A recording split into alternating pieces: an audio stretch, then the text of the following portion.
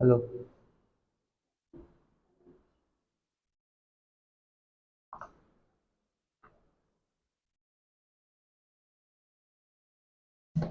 हो गया, नोट कर लिया है।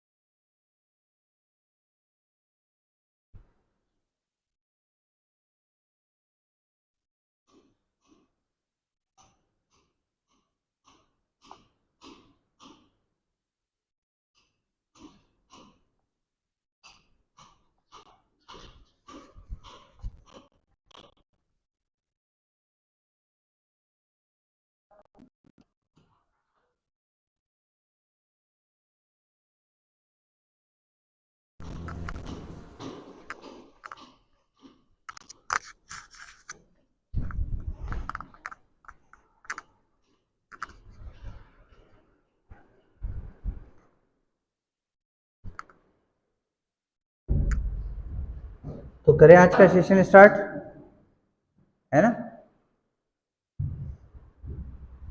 तो पिछली क्लास में हमने क्या डिस्कस किया था वो देख लेते हैं अपन सभी। तो भैया जो भी ऑनलाइन जुड़ गए हैं बच्चे, स्वागत है आप सभी का फिजिक्स की क्लास में SCA शाजापुर में। हम लोग पिछली क्लास में आपको हमने सिखा दिया था कि फिजिक्स को कैसे पढ़ते हैं।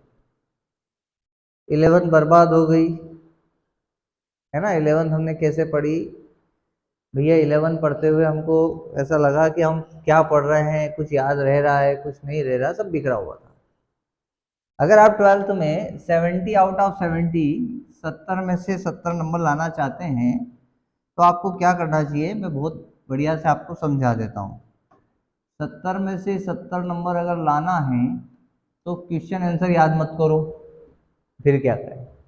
क्वेश्चन आंसर याद करोगे तो आप बेटा फंस जाओगे। अब आप 11 12th के स्टूडेंट हो, ये स्ट्रेटेजी 10th में होती है। होता क्या है, आपकी जो 12th एग्जाम होती है उसमें आपको जो क्वेश्चन आते हैं यहाँ से आते हैं, कॉन्सेप्चुअल, परसेप्चुअल, न्यूमेरिकल और डेरिवेशन। ये क्वेश्चन आपके एग्जाम में आते हैं। थ्योरी न के बराबर एग्जाम में पूछी जाती है। अब हम 12th की तैयारी कर रहे हैं, बड़े जोश में रहते हैं, हम 11th के बाद नहीं 12th हम शुरू से कोचिंग जाएंगे, शुरू से ये करेंगे वो करेंगे। तो आपको क्या करना है और क्या नहीं करना है उन बातों को मैं समझा देता हूँ। फिजिक्स पढ़ने का तरीका मैंने पिछली क्लास में भी बताया था कि फिजिक्स पूरा समझ पे आधारित है, नेचुरल लॉ पर आधारित है। तो कुछ एग्जाम्पल्स के थ्रू हम, प्रैक्टिकल्स के थ्रू हम, ऑब्जर्व के थ्रू हम किसी भी लॉ को उठाएंगे, फिर हम उसकी थ्योरी रीड करेंगे। थ्योरी को हमेशा याद रखना पड़ता है। जैसे लास्ट क्लास में हमने एग्जाम्पल लिया था कि कोई बॉडी ऊपर से नीचे गिर रही है, तो इस पर बना हुआ है ग्रेविटेशन लॉ, पूरी थ्योरी लिखी हुई है। उस थ्योरी का प्रूफ समझने के लिए हमें उसका क्या करना पड़ता है, डेरिवेशन करना पड़ता है। फिर बनते हैं उसके कॉन्सेप्चुअल, परसेप्चुअल और न्यूमेरिकल, इस पे हमें प्रैक्टिस करना पड़ता है। अब कोई भी स्टूडेंट डायरेक्ट प्रैक्टिस करने लग जाए कॉन्सेप्चुअल, परसेप्चुअल, न्यूमेरिकल पे, तो उससे होने वाली नहीं है। सबसे पहले क्या करना चाहिए, सबसे पहले जो लॉ पढ़ रहे हैं उसके एग्जांपल्स देखना चाहिए, फिर हमें पढ़ना चाहिए उसकी थ्योरी, एंड देन आफ्टर उसका डेरिवेशन। ये तीनों चीजें समझ में आ जाए, इनको बार बार क्या करना चाहिए, रिकॉल करना चाहिए। अगर ये आप रिकॉल नहीं कर रहे हैं तो आप कॉन्सेप्ट, परसेप्चुअल और न्यूमेरिकल प्रॉब्लम सॉल्व नहीं कर पाएंगे। तो आपको करना क्या चाहिए, ये तीनों बार बार रीड करना चाहिए, किसी भी चैप्टर की पूरी थ्योरी तैयार करना चाहिए, उसके बाद कॉन्सेप्चुअल, परसेप्चुअल और न्यूमेरिकल पर जाना चाहिए। मैं आपको चैप्टर पढ़ाऊंगा, थ्योरी जैसे जैसे आगे बढ़ती जाएगी, I will provide you DPP sheet, daily practice problem sheet दूंगा। उसमें वैसे ही क्वेश्चन रहेंगे जो आपके पिछले कई वर्षों से CBSE बोर्ड एग्जाम में पूछ रहा है। थ्योरी मैंने पढ़ाई, DPP मैंने दी, कुछ क्वेश्चंस मैंने कराए, कुछ क्वेश्चंस आपको घर से करके लाना है। नहीं होंगे तो फिर रिपीट उनको क्लास में हम डिस्कस करेंगे, पर करना है, करना है। सबसे इंपॉर्टेंट है थ्योरी, डेरिवेशन, ये सब समझना। और थ्योरी आप लोगों को बच्चों आपको 9th क्लास से सिखाता है, 9th 10th 11th सब दूर आप क्या पढ़ता है, थ्योरीज पढ़ता है। 11th में आके थोड़ा बड़ा हो जाता है, 9th 10th में थ्योरीज सिखाते हैं छोटी छोटी। अब ग्रेविटेशन तो आपने 9th में पढ़ा था और वही 11th में आया, तो फिर डबल क्यों आया? 11th में एलोबरेट हो गया, बड़ा हो गया। अभी आप और हायर क्लास में जाएंगे तो उसकी और डीप स्टडी होने लगेगी। ठीक है, तो पढ़ने का एक तरीका होता है, आपको हमेशा थ्योरी पर डेरिवेशन पर ध्यान देते हुए एग्जाम के पॉइंट ऑफ व्यू से ये तैयारी करते हैं।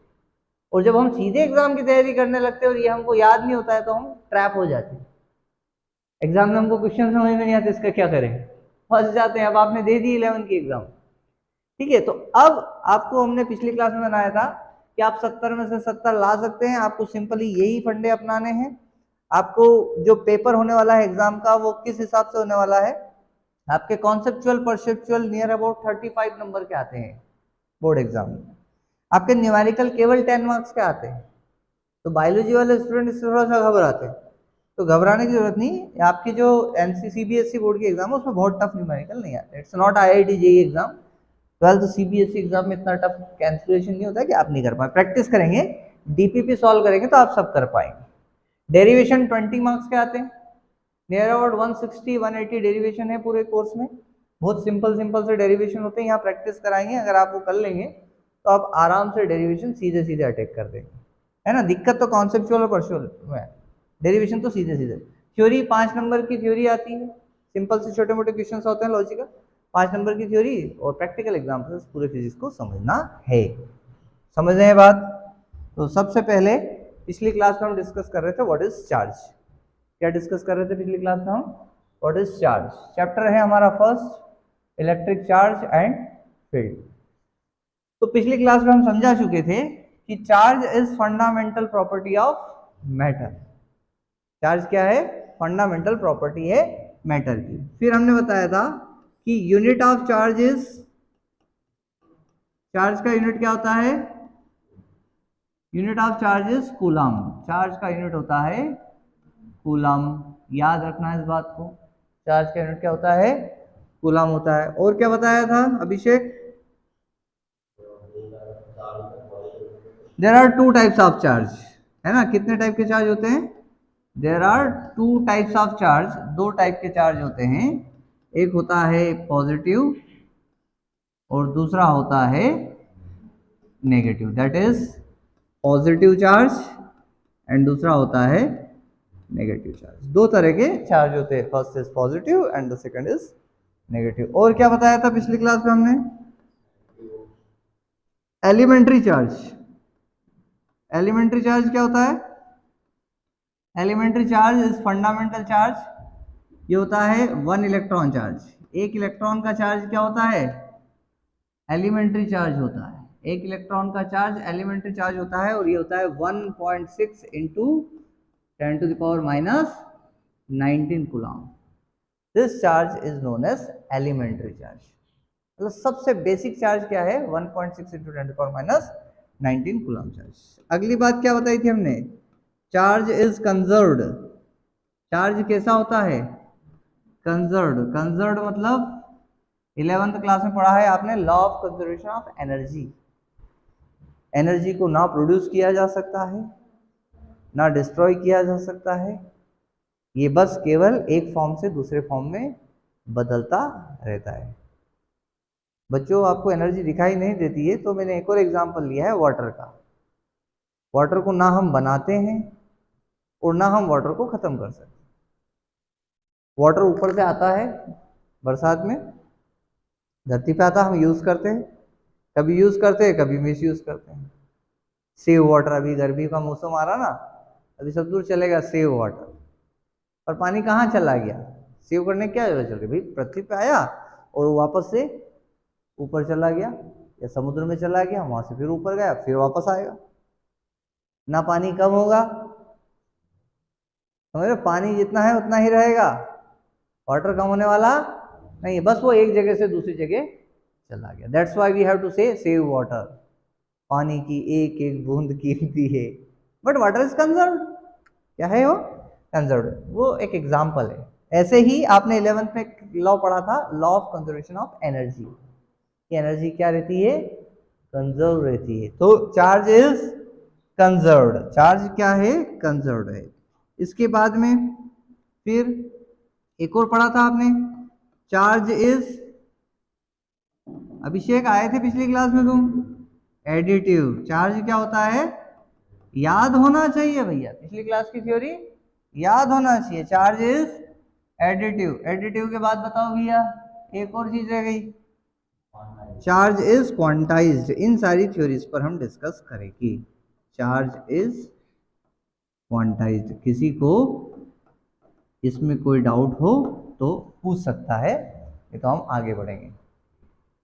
लिख लेना बेटा, एक बार फिर मैं डिस्कस करता हूं। एक्सपेरिमेंट से प्रूफ हुआ कि चार्ज कैसे प्रोड्यूस होता है।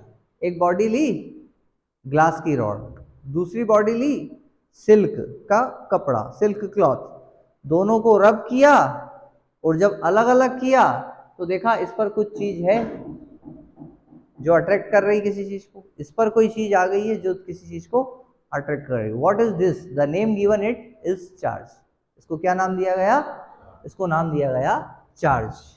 ठीक है, तो charge is fundamental property of matter. Charge क्या हो गई, मैटर की फंडामेंटल प्रॉपर्टी। चार्ज प्रोड्यूस कैसे हुआ, इसमें पहले से था, बस इलेक्ट्रॉन ग्लास की रॉड से निकल कर किस में चले गए, सिल्क में चले गए, है ना। ये थ्योरी आज हम पढ़ने वाले हैं। चार्ज क्या होता है, charge is fundamental property of matter, किसी भी मैटर की फंडामेंटल प्रॉपर्टी। मैटर में हमने आपको समझाया कि मैटर तीन तरह के होते हैं, सॉलिड, लिक्विड और गैस। और हमने एक एग्जांपल लिया था यहाँ पर लिक्विड मैटर का, जैसे मॉलिक्यूल, जिसको H2O कहा हमने। वाटर क्या है, H2O, ये एक मॉलिक्यूल है। ये किससे मिलकर बना है, एटम से। वाटर के एक मॉलिक्यूल में कितने एटम, 3 एटम। किसी भी एटम का स्ट्रक्चर हम बनाए तो एटम ऐसा बनता है, ये एटम का स्ट्रक्चर है, इसमें इलेक्ट्रॉन्स होते हैं, इसमें प्रोटॉन होते हैं, इसमें न्यूट्रॉन होते हैं। लास्ट क्लास में हमने डिस्कस किया था कि इस एटम पर कितना चार्ज है ना। वहीं से हम अपनी क्लास अब आगे बढ़ाते हैं। देखिएगा, सोडियम एटम की मैं बात करने वाला हूं। I am talking about the sodium atom. किस एटम की मैं बात कर रहा हूं बच्चों, सोडियम एटम की मैं बात कर रहा हूं, ध्यान से सुनिएगा। इसमें यहां लिखा है 11, यहां लिखा हुआ है 22, और 11th में आपको टीचर ने बहुत याद कराई होगी ये टेबल, 10th में भी कराई होगी, फिर 11th में फिर कराई होगी। आपको एटॉमिक नंबर और एटॉमिक मास याद हो गए होंगे, हुए कि नहीं हुए, कर लो। अगर नहीं हुए हैं तो ये पीरियोडिक टेबल आप याद कर लो। फिजिक्स में तो कम काम आएगी, पर ये पीरियोडिक टेबल आपको कहाँ ज़्यादा काम आने वाली है, केमिस्ट्री में ज़्यादा काम आने वाली है। इस पूरी पीरियोडिक टेबल में आप देखेंगे सब एटम्स हैं। एटम और एटम के मिलने से मॉलिक्यूल्स बनते हैं, और कई सारे मॉलिक्यूल्स मिलकर बनाते हैं एक substance, that's called matter. Matter तीन तरह के होते हैं, सॉलिड, लिक्विड एंड गैस। इसमें मैंने एक बहुत अच्छा एटम लिया है, दैट्स सोडियम। आप सबने याद किया होगा, इसका नंबर कितना है, 11। कितना है इसका एटॉमिक नंबर, 11 इसका एटॉमिक नंबर है। ठीक है, 11 के फंडे तो क्लियर है ना आपके, इलेक्ट्रॉनिक कॉन्फ़िगरेशन, एटम वगैरह सब तो क्लियर है। मैं ज़्यादा केमिस्ट्री बताने वाला नहीं, बस थोड़ा बहुत। तो इसके पास है 11, इसका हो गया एटॉमिक नंबर, और 22 इसका हो गया, क्या हो गया, atomic mass. 22 is its atomic mass, 11 is its atomic number. तो ये जो एटम अगर मैं डिजाइन करूं तो ये हो गया न्यूक्लियस, है ना। और न्यूक्लियस के बाहर ये क्या हो गया, इसकी ऑर्बिट, पहली ऑर्बिट, और ये हो गया इसकी दूसरी ऑर्बिट, और ये हो गया इसका तीसरा ऑर्बिट। हम सोडियम एटम बना रहे हैं, तो इसमें इलेक्ट्रॉन्स कितने हैं, हाउ मेनी इलेक्ट्रॉन्स, 11 इलेक्ट्रॉन्स होंगे इसमें। एटॉमिक नंबर का मतलब क्या होता है, number of electrons and number of protons. Electrons कहाँ रिवॉल्व करते हैं, ऑर्बिट में, आपको ये भी याद होगा कि जो इनर मोस्ट ऑर्बिट है इसमें कितने इलेक्ट्रॉन रहेंगे, कितने इलेक्ट्रॉन रहेंगे, 2 इलेक्ट्रॉन सबसे अंदर वाले ऑर्बिट में रहेंगे, ये फुल हो जाएगा। उसके बाहर कितने रहेंगे, 8 रहेंगे, मतलब 1 2 3 4 5 6 7 8, और लास्ट वाले ऑर्बिट में कितने रहेंगे, 8 और 2 10 हो गए हैं, पूरे कितने करने हैं, 11। हाँ 18 रहेंगे, पर हमारे पास सोडियम में कितना है, 10 तो हुए ना, एक बचा है, तो ये एक इलेक्ट्रॉन कहाँ जाएगा, यहाँ। होना कितना चाहिए ये तो हमको याद है, 2 होना कितना चाहिए, 2 8 और 18, 2 8 और 18। तो पहले में कितने आ गए, 2, दूसरे में कितने आ गए, 8, तीसरे ऑर्बिट में अब हमारे पास यही 11, 8 2 8 और 1, 8 + 2 10 + 1 11। तो ये हो गया पूरा कंप्लीट, मतलब सोडियम का स्ट्रक्चर हमारे सामने हो गया। अंदर न्यूक्लियस है, 11 इलेक्ट्रॉन है, तो प्रोटॉन कितने रहेंगे, 11 ही इसके अंदर प्रोटॉन रहेंगे। तो 11 इसके अंदर प्रोटॉन रहेंगे, तो हम प्रोटॉन बनाते हैं 1 2 3 4 5 6 7 8 9 10 और ये 11, और इसके अंदर कुछ न्यूट्रॉन रहेंगे। मैं न्यूट्रॉन की काउंटिंग स्पेसिफाई नहीं कर रहा हूँ, कुछ इसके अंदर न्यूट्रॉन्स रहेंगे, इतने ही लगभग रहेंगे। तो ये हो गए आपके पास इलेक्ट्रॉन, ये अंदर हो गए आपके पास प्रोटॉन, और ये व्हाइट कलर के हो गए न्यूट्रॉन। काउंटिंग स्पेसिफाई नहीं कर रहा हूं, मतलब ये स्ट्रक्चर हो गया किसका, सोडियम एटम। अब यहां पर हम नंबर्स पे ध्यान देंगे। ये हमको याद है कि इलेक्ट्रॉन नेगेटिव है, ये क्या है भाई साहब हमारे पास, ये है इलेक्ट्रॉन, और ये क्या है भाई साहब हमारे पास, ये है हमारे पास प्रोटॉन, और ये क्या है हमारे पास, ये है हमारे पास न्यूट्रॉन। ये हो गया इलेक्ट्रॉन, ये हो गया प्रोटॉन, ये हो गया न्यूट्रॉन, और ये ऑर्बिट में कौन घूम रहा है बेटा, इलेक्ट्रॉन घूम रहे हैं, और अंदर जो है वो प्रोटॉन। अब ये हमने बताया कि प्रोटॉन कैसे होते हैं, इलेक्ट्रॉन कैसे होते हैं, इन्हीं को हम क्या कहते हैं, चार्ज। इन्हीं को हम क्या कहते हैं, चार्ज। इन्हीं को क्या कहते हैं, चार्ज। आई रिपीट, ठीक है, यही चार्ज है, इलेक्ट्रॉन प्रोटॉन चार्ज है। न्यूट्रॉन के ऊपर क्या चार्ज होता है, 0। न्यूट्रॉन इज न्यूट्रल, ऐसे भी हम कह सकते हैं कि न्यूट्रॉन के ऊपर कोई चार्ज नहीं हो सकता, neutron is neutral. So it's electron negative, proton is positive and neutron is neutral. और ऑर्बिट में हमने 2 8 और 1 फिल कर दिए, ठीक है, बात क्लियर है। अब मैं कहूं कि ये जो है ये क्या है, सोडियम एटम, ये क्या है हमारे पास, सोडियम एटम है। इस सोडियम एटम पर नेट चार्ज कितना है, नेट चार्ज। अब आपको पता चल गया ना कि इन्हीं को चार्ज कहते हैं, तो तुमको दिख रहा होगा कि इसमें सर 11 इलेक्ट्रॉन है, मतलब 11 नेगेटिव चार्ज है। कितना नेगेटिव चार्ज हो गया, -11, 11 नेगेटिव चार्ज है। और इसके अंदर प्रोटॉन कितने, 11 ही प्रोटॉन है, मतलब +11, तो नेट कितना हो गया, 0। मतलब सोडियम एटम पर कितना चार्ज है, सोडियम एटम पर कोई चार्ज नहीं, किसी भी एटम पर कोई चार्ज नहीं होता, किसी भी एटम पर कोई चार्ज नहीं होता, किसी भी बॉडी में कोई चार्ज नहीं होता। चार्ज को जनरेट करना पड़ता है, चार्ज को क्या करना पड़ता है, जनरेट करना, होता नहीं है, चार्ज को जनरेट करना होता है, ठीक है। इसके ऊपर कोई चार्ज नहीं है, 0। एक क्लोरीन ले लें, लेट्स टेक अनदर एटम, एक और एटम लेते हैं, let's take one more atom, that's chlorine, Cl, जानते हो आप सभी को, Cl for chlorine. Atomic number कितना, 17, याद है आपको, चलो पीरियोडिक टेबल में देख लो, कहां दिख रहा है आपको क्लोरीन, ये रहा, ठीक है। तो दिस इज क्लोरीन, कितना एटॉमिक नंबर इसका, 17 है, तो 17 इसका एटॉमिक नंबर है, मतलब इसके पास इलेक्ट्रॉन कितने हैं, 17। 17 इलेक्ट्रॉन है मतलब 2, 8 और फिर 7। 8 + 2 10 + 7 17। बात समझ में आ रही है? तो अब हम डिस्कस करते हैं इसमें, इसका भी हम न्यूक्लियस बना लेते हैं इसे। This is the nucleus, chlorine का न्यूक्लियस हो गया। फिर इसकी क्या होंगी ऑर्बिट्स, ये इसकी पहली ऑर्बिट, ये इसकी दूसरी ऑर्बिट और ये इसकी तीसरी ऑर्बिट। इन ऑर्बिट्स में कौन रिवॉल्व करेगा? इलेक्ट्रॉन रिवॉल्व करेंगे। सो हम इलेक्ट्रॉन ड्रॉ कर देते हैं। जस्ट डिजाइन इलेक्ट्रॉन्स, कितने इलेक्ट्रॉन रहेंगे? 2 इनर मोस्ट ऑर्बिट में कितने रहेंगे? 2। फिर कितने? 8। 1 2 3 4 5 6 7 8। फिर 7 कितने रहेंगे? 7।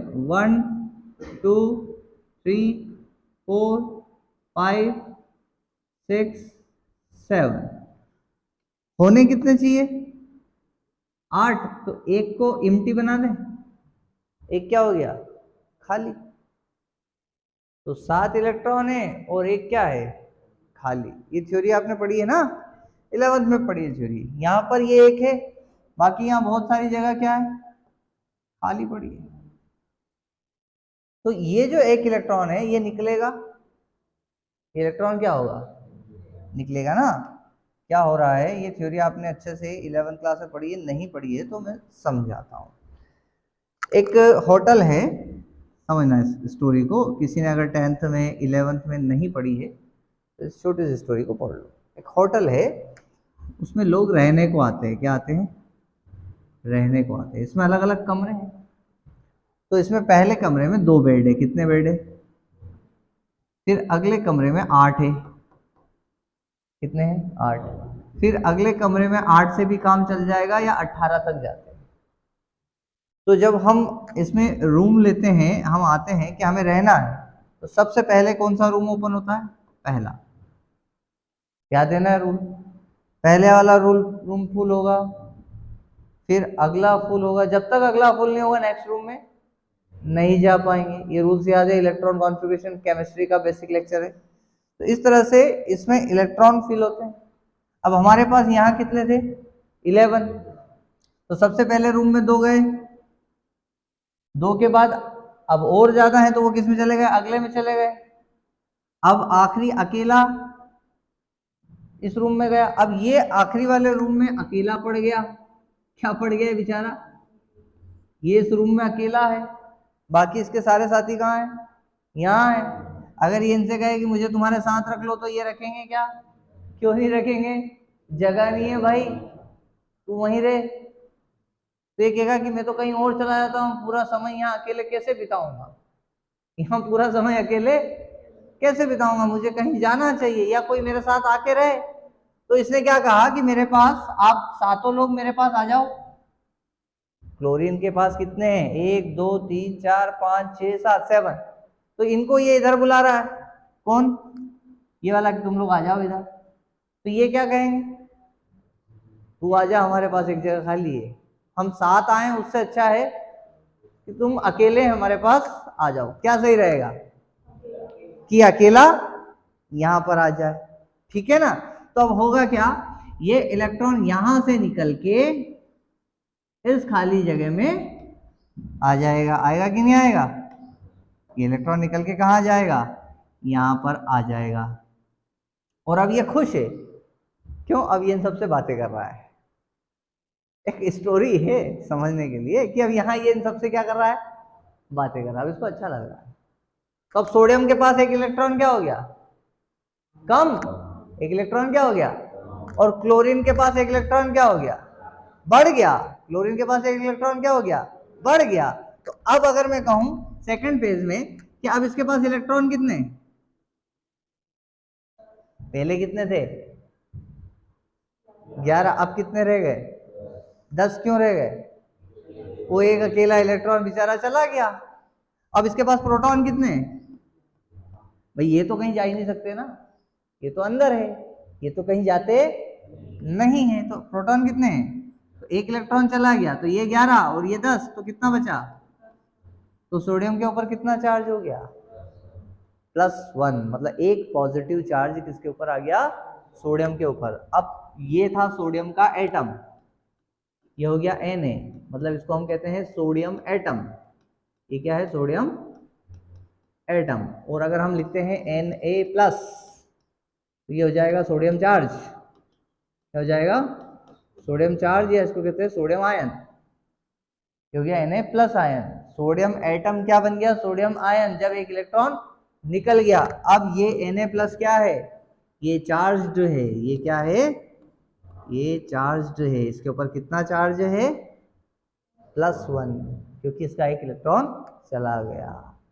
अब यहाँ क्लोरीन पे आते हैं। क्लोरीन में कितने इलेक्ट्रॉन है? कितने इलेक्ट्रॉन है? 17 इलेक्ट्रॉन है। कितने? और कितने प्रोटॉन है? 17। 1 2 3 4 5 6 7 8 9 10 11 12 13 14 15 16 17।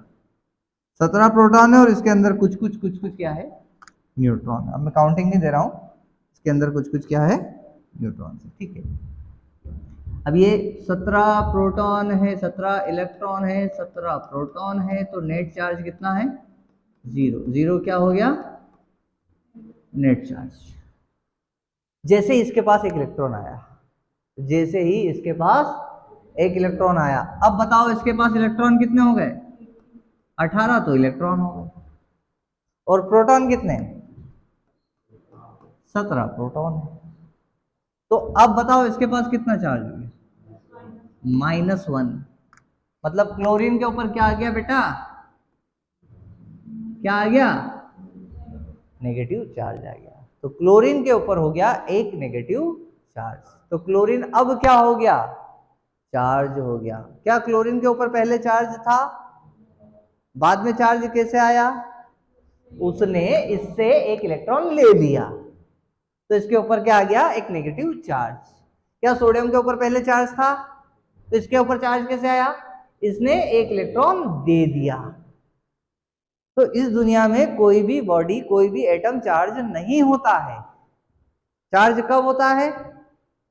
जब कुछ लेन देन होता है। क्या होता है? लेन देन।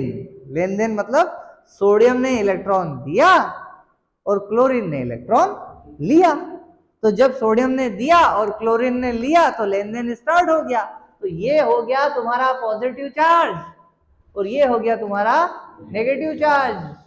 सोडियम एटम पे पहले कोई चार्ज, क्लोरीन एटम पे पहले कोई चार्ज, बाद में इस पे चार्ज। जन्म से बच्चे पे कोई चार्ज होता? क्या याद बेटा तेरे को? बच्चे ने जन्म लिया, उसको कुछ याद? कुछ नहीं याद, उसने तो आंखें भी नहीं खोली है। तो दुनिया में धीरे धीरे बड़ा होगा, ये मेरा ये तेरा, लेन देन चालू करेगा और चार्ज स्टार्ट हो जाएगा, दुनियादारी शुरू हो जाएगी। मेरी बात समझ आ रही है? तो ये जो आप देख रहे हो एटम की जो लिस्ट, इसमें किसी पर कोई चार्ज है? किसी पे भी कोई चार्ज है? एटम पे कभी कोई चार्ज? चार्ज कब आता है? जब वो लेन देन। अब ये हाइड्रोजन ऑक्सीजन के साथ मिलेगा या किसी के साथ मिलेगा, मॉलिक्यूल्स बनाएगा, लेन देन करेगा, तो क्या जनरेट होने लगेंगे? चार्ज जनरेट होने लगेंगे। बात समझ में आ गई? चार्ज कैसे जनरेट होता है? क्लियर है कि इलेक्ट्रॉनों के देने या इलेक्ट्रॉनों के लेने से चार्ज जनरेट होता है। ये थ्योरी क्लियर है? तो मैं आपको कुछ स्लाइड्स बताता हूं जो मैंने पढ़ाया है, उसको अब आप यहां देखिए। सबसे पहला सब हम बता चुके हैं, what is electricity, explain. Question क्या है आपका? इलेक्ट्रिसिटी क्या है, इसको एक्सप्लेन कीजिए। The branch of physics in which the electric charger studied is known as electricity. किसकी स्टडी की जाएगी भैया? जहां चार्ज की स्टडी की जाएगी उसको क्या कहते हैं? Electricity. Study of electric charge, charge बोल दो या इसको पूरा क्या बोल सकते हो आप? Electric charge. जहां इलेक्ट्रिक चार्ज की स्टडी जाएगी उसको क्या कहा जाएगा? Electricity. There are two branch of electricity. Electricity की कितनी ब्रांच है? दो। पहली ब्रांच है इलेक्ट्रोस्टैटिक। क्या है? इलेक्ट्रोस्टैटिक, नाम लिखा है इलेक्ट्रोस्टैटिक। देखो इलेक्ट्रोस्टैटिक, ये वर्ड आपको 11th में क्लियर हो गया होगा, नहीं हुआ हो तो कोई दिक्कत नहीं, यहाँ क्लियर करते हैं। इलेक्ट्रोस्टैटिक, स्टैटिक का मतलब होता है रेस्ट, क्या होता है, और इलेक्ट्रो मतलब तो हम समझ गए चार्ज। चार्ज जब रेस्ट में होता है और उसकी हम स्टडी करते हैं तो वो कहलाता है इलेक्ट्रोस्टैटिक। आपके फिजिक्स का पहला चैप्टर इलेक्ट्रोस्टैटिक ही है। आपको पूरा चार्ज किस में स्टडी करना है, रेस्ट में स्टडी करना है। Charge at rest is known as electrostatic. दूसरा है करंट इलेक्ट्रिसिटी। दूसरा क्या है, करंट इलेक्ट्रिसिटी। इसको मैं समझा देता हूं, charge at motion, charge in motion. चलो एक एग्जांपल से समझते हैं इस बात को। आपके पास एक बाइक है, बड़ी खूबसूरत सी पल्सर है मान लो, बड़े यंगस्टर्स को पसंद आती हो बाइक पल्सर। तो मान लो बाइक खड़ी है और फ्रेंड्स आ गए, तो फ्रेंड्स आकर क्या करेंगे, स्टडी करेंगे ना उसकी, क्या बाइक लाया है यार, कितनी कमाल की बाइक है यार, देख तो इसका हेडलाइट देख, इसका टेल लाइट देख, इसका सीटिंग देख, इधर से ऊपर इधर से नीचे है, तो स्टाइलिश है यार ये तो बहुत। तो ये कैसी स्टडी हुई बाइक की, रेस्ट। खड़ी थी वो, क्या थी बाइक, खड़ी थी, सारे दोस्त उसके बारे में क्या कर रहे हैं, डिस्कस कर रहे हैं, बातें कर रहे हैं, बाइक एट रेस्ट। अब उसने गिला चाबी दे, अब क्या करेगा, थोड़ा चला के देखो ये चलती कैसी है, तो चाबी लगा के उसने दौड़ा दी। तो अभी स्टडी किसकी हो रही है, उसी बाइक की स्टडी हो रही है ना, पर अब वो क्या कर रही है, मोशन कर रही है, तो वो हो गया charge in study in motion. Study तो बाइक की ही हो रही है पर दो तरह से हो रही है, समझ रहे कि नहीं। मैं मास्टर हूं, मैं आपको पढ़ा रहा हूं, तो ये मेरा मूविंग मोड है, मतलब मैं काम कर रहा हूं, आई एम वर्किंग, तो ये हो गया मेरा मोशन वाला मोड। अब मैं बैठा हूं तो मेरा कैसा मोड हो गया, रेस्ट मोड हो गया। सभी के अलग अलग क्या होते हैं, मोड होते हैं। तो चार्ज की दो तरह से स्टडी हम कर रहे हैं, पहली स्टडी इन रेस्ट, दूसरी इन मोशन, तीसरी तरीके भी स्टडी होती है। तीन तरह से चार्ज की स्टडी होगी। आपके फिजिक्स का जो एनसीईआरटी बुक का जो पहला पार्ट है वो पूरा चार्ज पे ही है। पहली बुक पूरी किस पे है, चार्ज पे ही है। Main hero of first book is charge.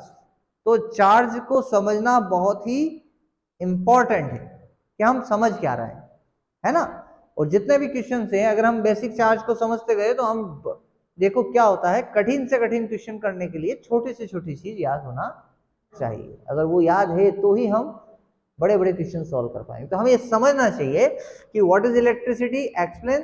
तो इलेक्ट्रिसिटी जो है वो दो तरह से हम स्टडी कर सकते हैं, है ना। The branch of physics in which the electric charge are studies is known as electricity, and there are two branch of electricity, electrostatic and current electricity. आपको समझ में आ गया, एग्जांपल क्लियर है। Study of electric charge when it is in rest is known as electrostatic, study of charge when it is in motion at constant velocity, constant velocity उसको कहते हैं current electricity. मैं तीसरा भाग भी लिख सकता था पर वो यहां नहीं आता है, एक्सेलरेटेड वेलोसिटी, तो इलेक्ट्रोमैग्नेटिक वेव जनरेट होती है, वो हम पढ़ेंगे 8वें चैप्टर में, वो भी फर्स्ट पार्ट में ही। यहाँ दो ही भाग हमने बताए। नेक्स्ट क्वेश्चन की ओर हम बढ़ते हैं। व्हाट इज चार्ज, सब समझा चुका हूं मैं, समझा चुका हूं पूरा charge. What is charge, right, it's unit and nature. तो charge is fundamental property of a particle, समझा चुके हैं, किसी भी पार्टिकल की कैसी प्रॉपर्टी है, fundamental. It is scalar, underline करता हूं, इन बातों पे बिल्कुल ध्यान देंगे, थ्योरी सबको याद हो जाना चाहिए। ये कैसी क्वांटिटी है, स्केलर, स्केलर वेक्टर समझते हैं, इसमें केवल मैग्नीट्यूड होता है, डोंट हैव एनी डायरेक्शन, पढ़ा है हमने 11th में। Charge can never isolated from matter, इसे किसी मैटर से अलग नहीं देखा जा सकता। भाई या तो हवा में रहेगा, हवा व्हाट इज एयर, मैटर, या किसी सॉलिड में रहेगा, व्हाट इज सॉलिड, मैटर, या फिर लिक्विड में रहेगा, व्हाट इज लिक्विड, इसे आइसोलेट करके नहीं देख सकते, ठीक है। Charge can never be isolated from the atom. Next point क्या है, the unit of charge is coulomb, बता चुके हैं। डायमेंशन फॉर्मूला बताना मुझे, डायमेंशन फॉर्मूला इसका क्या होता है, 80, या इसको हम कहते हैं क्यू। चलो let's have dimension formula of charge. Charge का डायमेंशन फॉर्मूला हमको बनाना है, तो आपको करंट का फॉर्मूला याद होना चाहिए। 10th क्लास में आपने करंट का फॉर्मूला पढ़ा है, बताओ बेटा what is current. Very good, charge upon current क्या होता है, rate of flow of charge. Charge is represent by Q.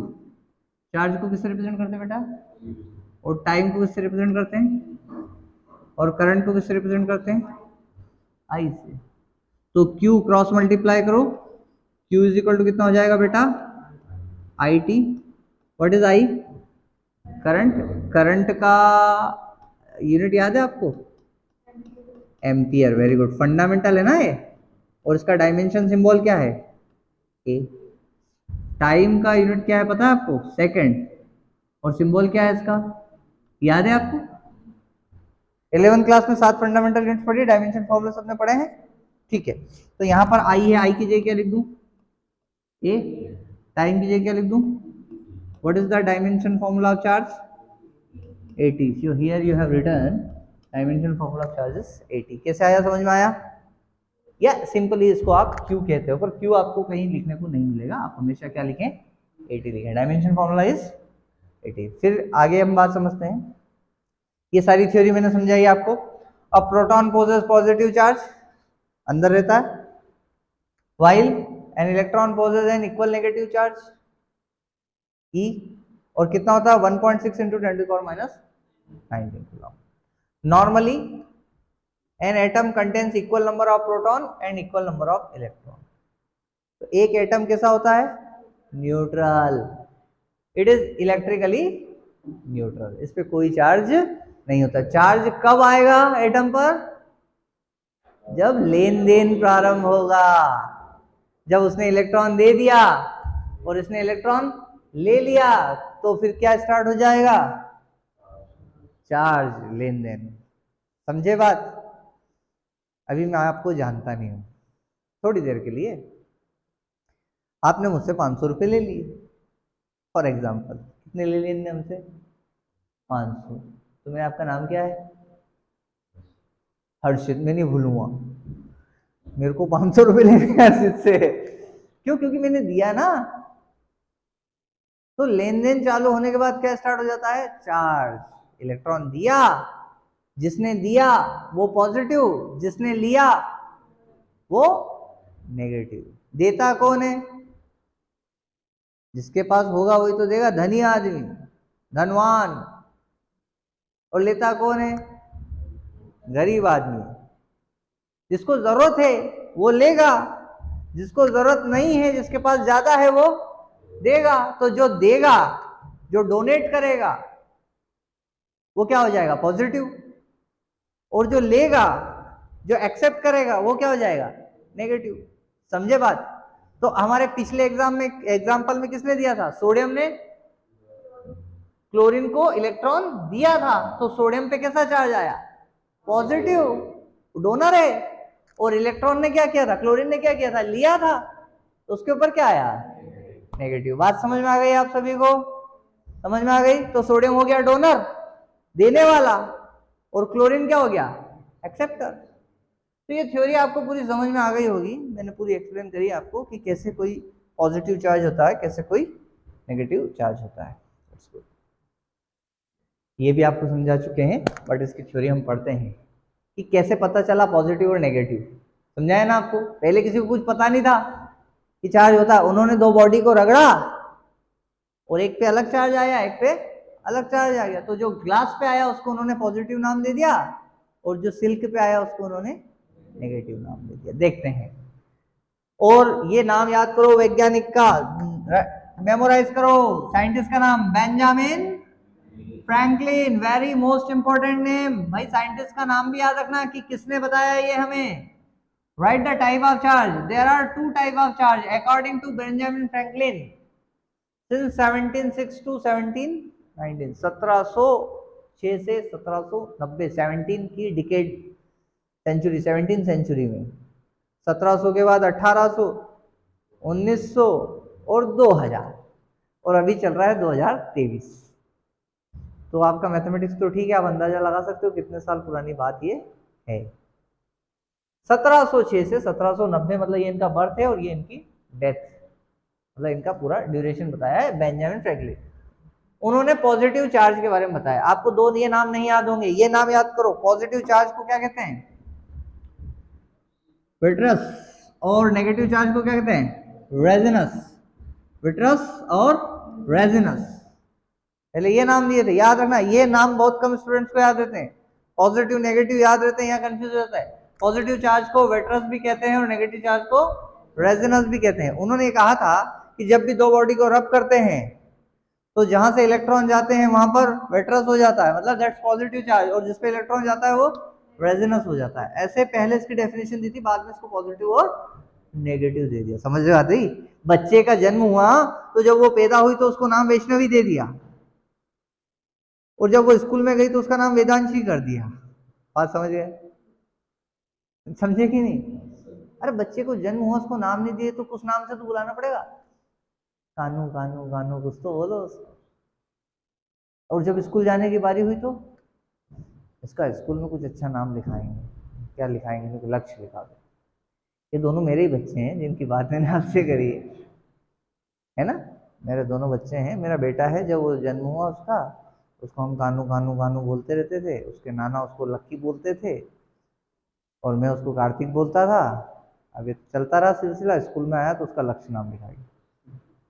अब वो किस नाम से जाना जाएगा? लक्ष्य नाम से वो जाना जाएगा। पर हमने उसको पहले क्या नाम दिया था? कानू या लकी या इस तरह के नाम उसको दिए थे। तो उन नाम को हम भूल सकते हैं क्या? हम नहीं भूल सकते, हमने उसको नाम दिए थे। हमारी बिटिया का जन्म हुआ तो जैसे ही उसका जन्म हुआ तो हमने उसका नामकरण किया, वह से नाम आया, हमने उसका नाम वैष्णवी रख दिया। बड़ा अच्छा नाम लगा, हमने उसका नाम वैष्णवी रख दिया। अब स्कूल जाने की बारी आई तो उनकी माताजी ने कहा कि वैष्णवी नहीं रखेंगे क्योंकि ये बड़ी होगी तो कहेगी कि माताजी का नाम रख दिया। फिर क्या है, उसका नाम वेदांशी रखना चाहिए। ये बात आपको समझ में आ रही है? ये जो स्टोरी आपको समझ में आ रही है? बेंजामिन फ्रैंकलिन ने बताया था कि जो पढ़ते हैं positive charge, when glass rod is rubbed with silk, example समझाया मैंने। Charge produce on glass rod due to the loss of negative charge is known as positive charge. किस कारण से हुआ? Due to the loss of negative charge, मतलब electron निकल के glass से सिल्क में चले गए, तो निकल के गए तो यहाँ क्या हुआ? लॉस, कम हो गए ना। Due to the loss of negative charge is known as positive charge. Negative charge किसको कहते हैं इसके बारे में पढ़िए। यहाँ पर भी दो बॉडी के नाम लिखे होंगे, अंडरलाइन करें इसको। एबोनाइट रॉड, यहाँ क्या लिखी हुई है? Glass rod. यहाँ क्या लिखी हुई है? अब आप पूछेंगे सर एबोनाइट क्या होता है? Ebonite is also a metal, you can Google it. मैं यहाँ फोटो लगाना भूल गया, आप गूगल कर लीजिएगा, आपको एबोनाइट मेटल दिख जाएगा। Ebonite rod with woollen cloth. अब वूलन क्लॉथ तो आप जानते हैं ना, ऊनी वस्त्र जो ठंड के दिनों में पहना जाता है। वूलन क्लॉथ ले लो या बाल ले लो। अरे भाई वूल बनता तो हेयर से है ना, गार्डर, भेड़ बकरियों के बालों से क्या बनता है? वूल बनता है, याद है ना आपको? ठीक है, तो वूलन क्लॉथ जब एबोनाइट रॉड से रगड़ा जाएगा तो क्या होगा? Charge produce on ebonite rod due to loss of positive charge is known as negative charge. ठीक है, ये एग्जांपल आपको अगली क्लास में समझाएंगे। यहां तक आपको समझ में आया? एक ग्रुप और बता देते हैं आपको, प्रॉपर्टी ऑफ चार्ज। ये पिछली क्लास में समझा चुके हैं, एक बार फिर आपको हम ये प्रॉपर्टी बता देते हैं। ऑनलाइन वाले बच्चे सभी, आप लोगों के लिए एक मैसेज है, पूरा ध्यान से पढ़ें। चूंकि आप मेरे पास नहीं हैं, दूर से पढ़ रहे हैं, तो जब भी आप पढ़ाई करें घर पे, लाइव क्लास चलती है, देखो भैया लाइव क्लास चलती रहती है, आपको पढ़ाई करना है।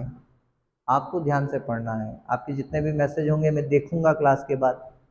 आप चैट सेक्शन में, ये उन लोगों को मैसेज दे रहा हूँ, आप चैट सेक्शन में आपके कोई डाउट्स हो, क्वेरी हो तो आप लिख के मुझे पूछा सकते हैं। हमारी टीम लगी रहेगी, जितनी जल्दी होगा आपके डाउट सेशन क्लियर किए जाएंगे। ठीक है। वैसे अगर आप पूरे लेक्चर को ध्यान से सुनेंगे तो डाउट्स आने का सवाल ही पैदा नहीं होता। लाइव क्लास वाले स्टूडेंट्स हो या मेरी ऑफलाइन क्लास वाले स्टूडेंट हो, सभी के लिए एक मैसेज, केवल लेक्चर सुनना नहीं है, केवल सुनना तो है, इसको नोट करना है, इसको रिकॉल करना है, इसको आराम से पढ़ना है। मैं कह रहा हूं कि आपको फिजिक्स बहुत ही सरल लगने लगे। इस फिजिक्स में कोई कठिनाई है ही नहीं, बड़े एग्जाम्पल्स के साथ चलता है। आपको पढ़ना है। ठीक है। घर पे जब भी आप पढ़ाई करें तो इस बात का विशेष ध्यान रखें आपके आसपास शोर शराबा ना हो।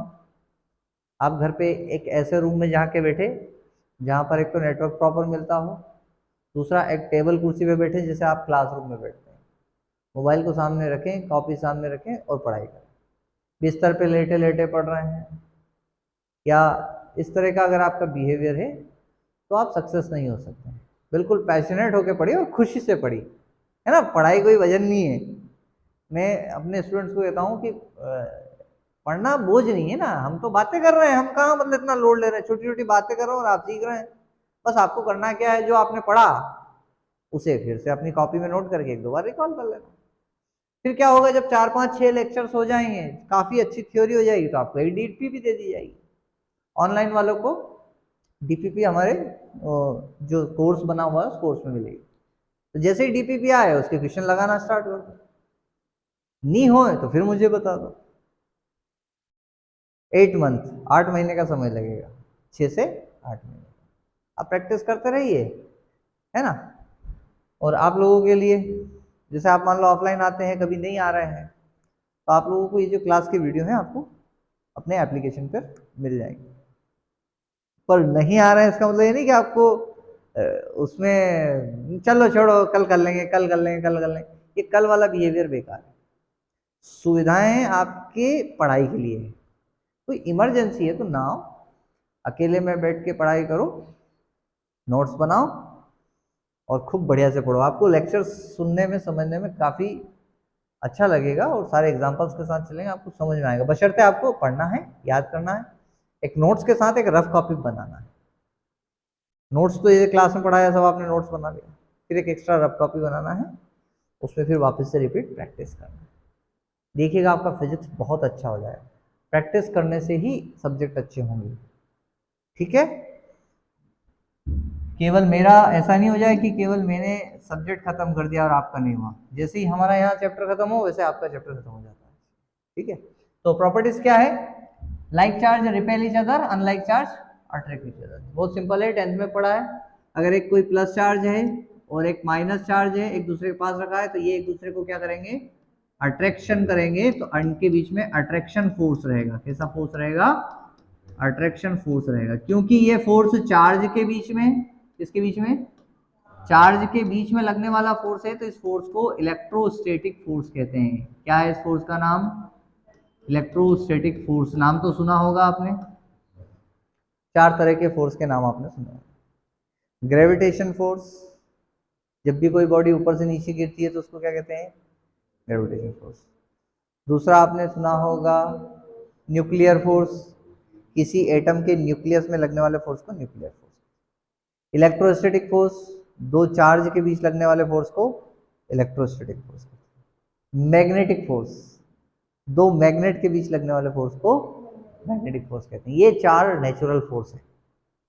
इसके अलावा और भी फोर्स होते हैं, फ्रिक्शन फोर्स, है ना, रिपल्सिव, कई तरह के फोर्स होते हैं। तो उन फोर्स, वो नेचुरल नहीं होते, मतलब वो हम बनाते हैं। स्प्रिंग में कोई फोर्स लग रहा है तो हमने बनाया है। तो ये वाला जो फोर्स है कौन सा फोर्स है, इलेक्ट्रोस्टैटिक फोर्स। इसकी डिस्कशन हम करेंगे अगली क्लास में। पर ये तो समझ में आ गया कि दो चार्ज के बीच में फोर्स होता है, ये नेचुरल है, ये हमको समझना पड़ेगा। फिजिक्स में यही तो पढ़ना है, होता है। अब क्यों होता है इसका सवाल आप नहीं पूछ सकते। पृथ्वी गोल है क्यों है, इसका सवाल नहीं पूछ सकते, ये है, हमने इसकी केवल क्या की है, स्टडी, है ना। एक इंसान दूसरे इंसान से प्यार करता है, क्यों करता है ये मत पूछो, ये बाय नेचर है। नफरत भी करता है नहीं करता, नफरत करते कि नहीं इस दुनिया में लोग एक दूसरे से, क्यों करते हैं, बाय नेचर है। अब इसका कोई जवाब नहीं है ना। तो ये इंसानी फोर्स हमने बता दिए, जो प्यार का फोर्स होता है इंसानों के बीच में वो क्या होता है, अट्रैक्शन, और जो नफरत का फोर्स होता है वो कैसा होता है, रिपल्शन। इंसानों के, और तुम तो इंसान हो ना, तुम तो समझते हो ना ये सब फोर्स। कोई हमारा खास दोस्त आ जाए तो कैसा लगता है, ओ वाह वाह मेरे पास बैठो, ये वो, उसको हम अट्रैक्ट करके अपने पास। कोई दुश्मन आया, ये आ गया, ये तो मेरे को बिल्कुल पसंद नहीं है, ये कैसा फोर्स है, रिपल्शन। यहाँ से चला जाए तो कितना अच्छा है। फील करते हो इस चीज को कभी, क्लास में उस कोने में बैठे हैं, इस कोने में क्या हो रहा है, अट्रैक्शन हो रहा है, रिपल्शन हो रहा है, क्या है ये, it's a part force, it's a natural thing in the life. मजाक कर रहा हूँ, सीरियस नहीं होना है, बट ये साइंस है, it's a science. The magnitude of elementary negative positive charge is same and it is equal to 1.6 into 10 to the power minus 19 coulomb. The electric charge is additive in nature, electric charge is quantized in nature and the electric charge is always conserved. ये तीन चीजें हैं, अगली class में in detail हम इनको पढ़ेंगे, ठीक है। थ्योरी पूरी समझ में आ रही है आपको। Next, write the method to produce charge on a body. किसी भी बॉडी पर चार्ज प्रोड्यूस कैसे करोगे, किसी भी बॉडी पर पहले से चार्ज रहता है क्या, नहीं रहता है ना। किसी भी एटम पे पहले से चार्ज रहता है क्या, तो एटम पे चार्ज आता कैसे है, जब वो इलेक्ट्रॉन देता है या फिर इलेक्ट्रॉन लेता है। इलेक्ट्रॉन के लेने देने से किसी बॉडी पर क्या जनरेट होता है, चार्ज। तो किसी भी बॉडी पर चार्ज जनरेट करने की कितनी मेथड है, तीन। एक मेथड तो है फ्रिक्शन, एक मेथड तो क्या है, फ्रिक्शन, जो हमने पढ़ी। इस पर बहुत लॉजिकल क्वेश्चन बनते हैं बॉस, है ना, आपको डीपीपी में देंगे हम, उन लॉजिकल क्वेश्चन को आप सॉल्व करिएगा। पहला क्या है, दूसरा क्या है, इंडक्शन। ये मेथड पढ़ाएंगे अगली क्लास में, अगली क्लास में हम डिस्कस करेंगे कि चार्ज प्रोड्यूस करने की दूसरी मेथड है इंडक्शन और तीसरी मेथड है कंडक्शन। कंडक्शन तो मैं अभी बता देता हूँ, कंडक्शन तो बहुत सरल है। चार्जर लगाया, बैटरी डिस्चार्ज हो गई है, चार्जर को उसमें फिट कर दिया, तो वो तार से होते हुए चार्ज मोबाइल के अंदर आ गया। This process is conduction. ये प्रोसेस क्या है, कंडक्शन। और फ्रिक्शन आपको बता दिया, दो बॉडी को रब किया, चार्ज जनरेट हुआ, क्या हो गया, फ्रिक्शन। और तीसरा क्या है, इंडक्शन। इंडक्शन अगली क्लास में हम आपसे डिस्कस करेंगे, ठीक है। तो आज हमारी क्लास यहीं समाप्त हम करते हैं। एक बार हम रिकॉल कर लेते हैं कि आज की क्लास में आपने क्या क्या सीखा, ठीक है। बहुत सारी बातें हमने आज की क्लास में आपको बताई, ये थ्योरीज हैं, आपको याद करना है, नोट्स प्रॉपर बनाना है।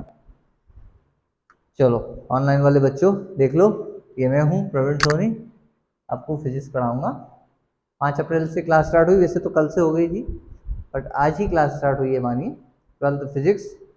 अभी गर्मी के टाइम जितने भी स्टेट बोर्ड या सीबीएसई बोर्ड के बच्चे हैं वो सभी यहीं ज्वाइन करें। 1 जुलाई से दोनों कोर्स सेपरेट कर दिए जाएंगे। CBSE student will move in another batch and MP board student या state board student will move in another batch, क्योंकि दोनों के एग्जाम अलग अलग पैटर्न में होते हैं। सीबीएसई बोर्ड का एग्जाम थोड़ा टफ होता है, तो उन लोगों के लिए डीपीपी थोड़ी टफ बनती है, टफ इन द सेंस थोड़े लेवल के क्वेश्चन होते हैं। तो एमपी बोर्ड के एग्जाम या स्टेट बोर्ड, राजस्थान वाला कोई बच्चा हो या छत्तीसगढ़ वाला हो, अगर आपकी स्टेट बोर्ड की एग्जाम है तो वहाँ ज़्यादा क्वेश्चंस आते नहीं हैं, तो आप लोग बस ऐसे ज्वाइन करें। हमने देखा कि स्पेशली सीबीएसई वालों के लिए बताया 70 ऑफ 70 ऑलमोस्ट सभी दूर 70 का पेपर होता है। तो जो फिजिक्स पढ़ने का स्ट्रेटेजी होती है हमने बताई आपको कि practical, theory, derivation, conceptual, perceptual, numerical. तो ऑलमोस्ट सारे बोर्ड के स्टूडेंट को इन 3 पोर्शन पे बहुत ज़्यादा ध्यान देना है। दैट्स, कोई भी टॉपिक का प्रैक्टिकल, ऑब्जर्वेशन, एग्जाम्पल समझ के उसकी थ्योरी और उसका डेरिवेशन तो करना ही है। देन आफ्टर डीपीपी पे आते हैं तो हम कॉन्सेप्चुअल, परसेप्चुअल और न्यूमेरिकल सॉल्व करते हैं। ऐसे ही पढ़ना है। अगर आपकी 11 बर्बाद हो गई तो समझ जाइए कि कहीं ना कहीं आपने पढ़ाई में गड़बड़ की, सही आपको मार्गदर्शन नहीं मिला, तो इसलिए ऐसा हो गया होगा, है ना, होता है ना। अरे हम तो 10th में बहुत अच्छे पढ़ते थे, 11वीं में तो हमको सूझी नहीं पड़ी, सूझी नहीं पड़ी मतलब समझ में ही नहीं आया कैसे पढ़े, तो ऐसा हो सकता है। तो डोंट बी डिमोटिवेट, डिप्रेस होने की जरूरत नहीं है, किसी भी स्टूडेंट को ऐसा हो जाता है, सही मार्गदर्शन मिलेगा तो आप बहुत ब्रिलियंट है, सब कर जाएंगे, है ना, बस आपको रूटीन में चलना है। तो चार्ज क्या होता है सब हमने बताया। चार्ज की स्टडी बेंजामिन फ्रैंकलिन से स्टार्ट हुई थी, अभी आपने देखा। उन्होंने बताया था जब भी दो बॉडी को रब करते हैं तो एक बॉडी से इलेक्ट्रॉन निकलकर दूसरी बॉडी में चला जाता है। जिस बॉडी में इलेक्ट्रॉन जाता है वो नेगेटिव, और जिस बॉडी से इलेक्ट्रॉन जाता है वो पॉजिटिव। जो इलेक्ट्रॉन देता है वो पॉजिटिव क्योंकि वो दे रहा है, धनी है, और जो लेता है वो नेगेटिव। तो ये चार्ज होती है किसी भी मैटर की प्रॉपर्टी होती है। हमने एग्जाम्पल लिया, यहाँ भी एक एटम बना के आपको इलेक्ट्रॉन प्रोटॉन ये सब समझाया, पिछली क्लास में भी आपने समझे हैं ये सब चीज़ें, मॉलिक्यूल्स वगैरह समझाया। फिर हमने यहाँ सोडियम और क्लोरीन का एग्जाम्पल लेके एक सिंपल ही समझाया कि इलेक्ट्रॉन कैसे किसी एक एटम से निकलकर दूसरे एटम में जाता है। सब केमिस्ट्री में आपको सब सिखाते हैं, ज़्यादा फिजिक्स का ज़्यादा मैटर नहीं, फिजिक्स में तो फ्रिक्शन वगैरह समझाते हैं। तो हमने बताया था किसी भी एटम पर कोई चार्ज नहीं होता है, बट अगर वो इलेक्ट्रॉन दे दे या इलेक्ट्रॉन ले ले तो वो पॉजिटिव या नेगेटिव चार्ज हो सकता है। फिर हम आगे बढ़ें, ये पीरियोडिक टेबल है। फिर हम आगे बढ़ें, ये हमने आपको एक स्टोरी सुनाई थी स्टूडेंट की, स्टूडेंट कैसे चक्रव्यूह में फंस जाता है, अभिमन्यु वाली बात हमने बताई थी।